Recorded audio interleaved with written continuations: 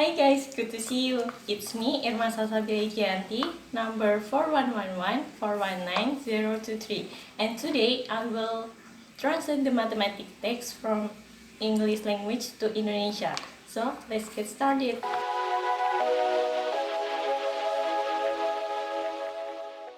Okay, I'm going to talk about antiderivative. Its mean in Indonesia is antiturunan. Suppose you were asked to find a function capital F whose derivative is lowercase f of x equals to 3x squared. From your knowledge of derivatives, you will probably say capital F of x equals to x cubed because derivative of x cubed is 3x squared. The function f is an antiderivative of lowercase f. Artinya yaitu misalkan kalian diminta untuk mencari fungsi yang memiliki turunan yaitu fx sama dengan 3x kuadrat. Nah, dari pengetahuan kalian tentang turunan, kalian akan menjawab f besar x sama dengan x pangkat 3 karena turunan dari x pangkat 3 adalah 3x kuadrat. Nah, maka dari itu fungsi f adalah anti turunan dari f kecil. The next is definition of antiderivative.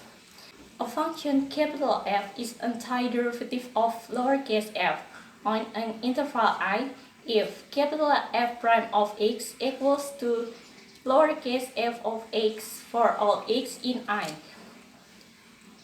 Nah, jadi artinya yaitu definisi dari antiturunan.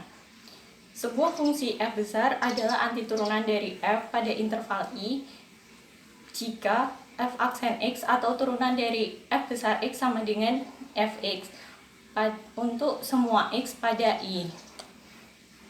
Note that capital F is called an antiderivative of lowercase f. To see why, observe that the first function is capital F equals to x cubed. The second function is capital F of x equals to x cube minus 5, and the third function is capital F of x equals to x cube plus 97. Or antiderivative of lowercase f of x equals to 3x squared. In fact, for any constancy, the function given by capital F of x equals to x cubed plus c is an antiderivative of lowercase f. Nah, artinya bahwa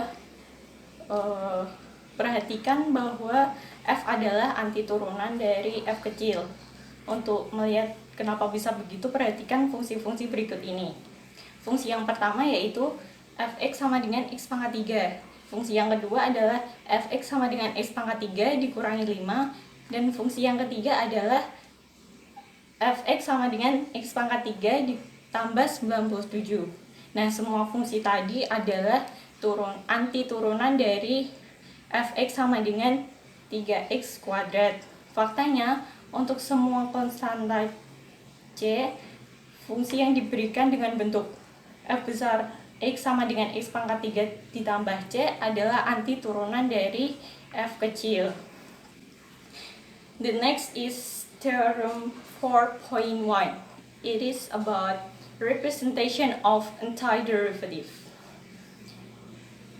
If capital F is an antiderivative of lowercase f on interval I, then capital G is an antiderivative of lowercase f on interval I if only if capital G is of form capital G of x equals to capital F of x plus c for all x in I where c is a constant.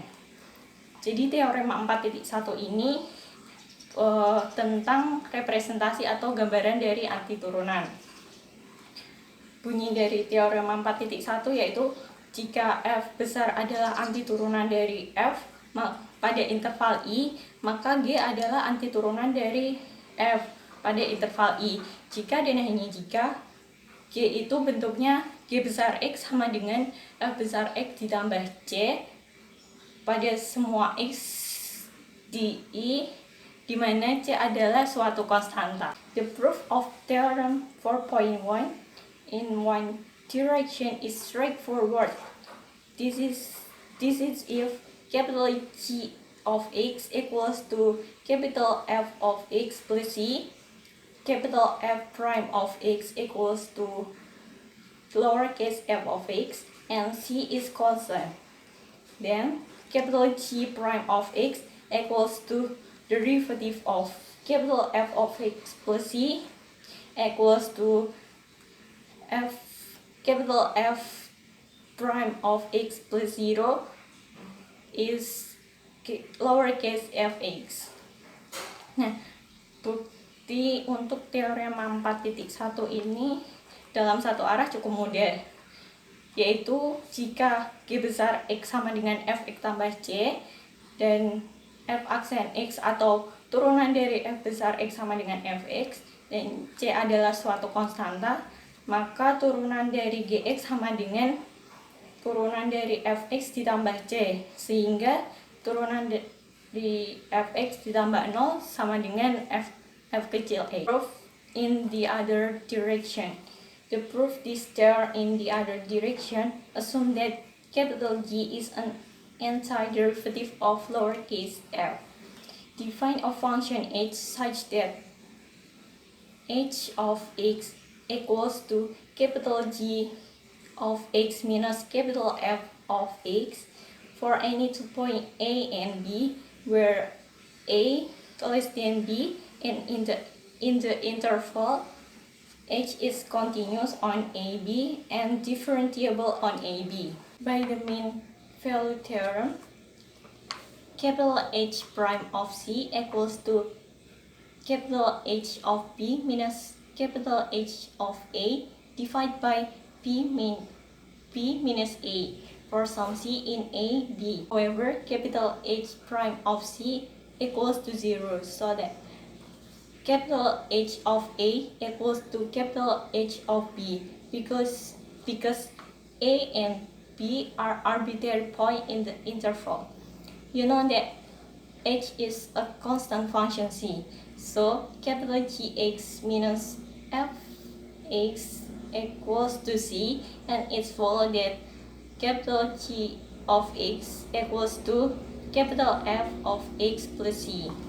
Jadi artinya untuk bukti teorema 4.1 dari arah yang lain, kita asumsikan bahwa G adalah antiturunan dari F.